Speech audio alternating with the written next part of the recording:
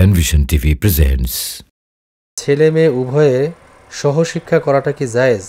যেমন অনেক আলিয়া মাদ্রাসায় সহশিক্ষা পড়ানো হয়। এটা তো শরিয়াতে এইভাবে অনুমোদন দেওয়ার তো কোনো সুযোগ নেই। জি, কারণ যেখানে পর্দা, তবে এলেম শিক্ষা করা এই জন্য এলেম শিক্ষা নারীদের তাদের শরঈ হিজাব, শরঈ পর্দা রক্ষা করে তাদের এলেম শিক্ষা বা তাদের জ্ঞান অর্জনের ব্যবস্থা থাকতে হবে। জি, থাকতে হবে।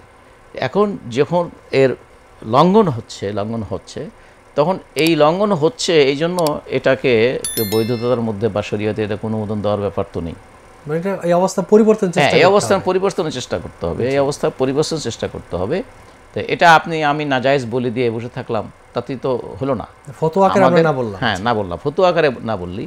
সুতরাং এটা যেহেতু যেখানে মাহরাম গায়রে মাহরাম অবাধ মিশ্রণ হচ্ছে, সেটা কিভাবে ইসলাম ইয়ে করবে? হোক সেটা কোরআনই পড়তেছে, হাদিসই পড়তেছে, হ্যাঁ।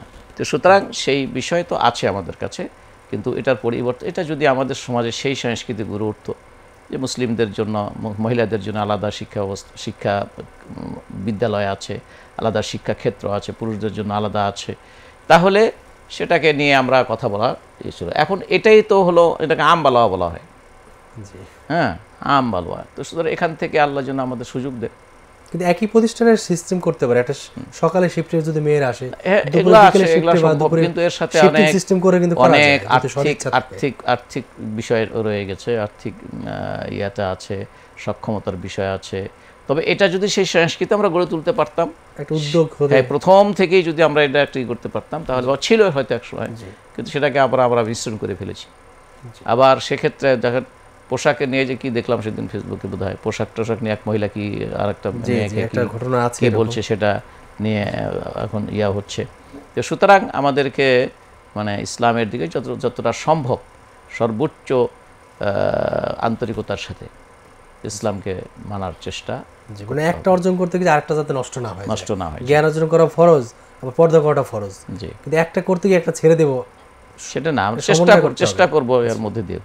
তবু এই পরিস্থিতির মধ্য দিয়েও যারা প্রতিষ্ঠানের আছেন তারা যেন অন্তত পক্ষে তাদের এইটা বজায় রাখার ব্যবস্থা করতে পারেন। তারা একটা ক্লাসরুমটাকে পৃথক করতে পারেন, ক্লাসে আবার শিক্ষকও তো ব্যবহার আছে। তবে সাহাবায়ে কেরাম রাদিয়াল্লাহু তাআলার কাছে তো মুসলিম উম্মাহাতুল মুমিনদের কাছ থেকে তারা ইলম নিয়েছেন, আলাদা তাদের জন্য সময় দিয়েছেন, রাসূল সাল্লাল্লাহু আলাইহি দিয়েছেন। সুতরাং এগুলো আছে, এই ধরনের বিষয়গুলো আছে সামগ্রিকভাবে। হঠাৎ করে বিচ্ছিন্নভাবে আপনি বা কেউ আমরা বললে সেটা কিন্তু ওটা অনেকটা হবে। এটা সময় সম্মিলিত উদ্যোগ নিলে, সদিচ্ছা থাকলে, সাপোর্ট পেলে আসলে হয়ে যাবে ইনশাআল্লাহ। কিন্তু বিদ্যা অর্জন, জ্ঞান অর্জন করতে হবে নারী পুরুষদেরকে সমানভাবে। জি।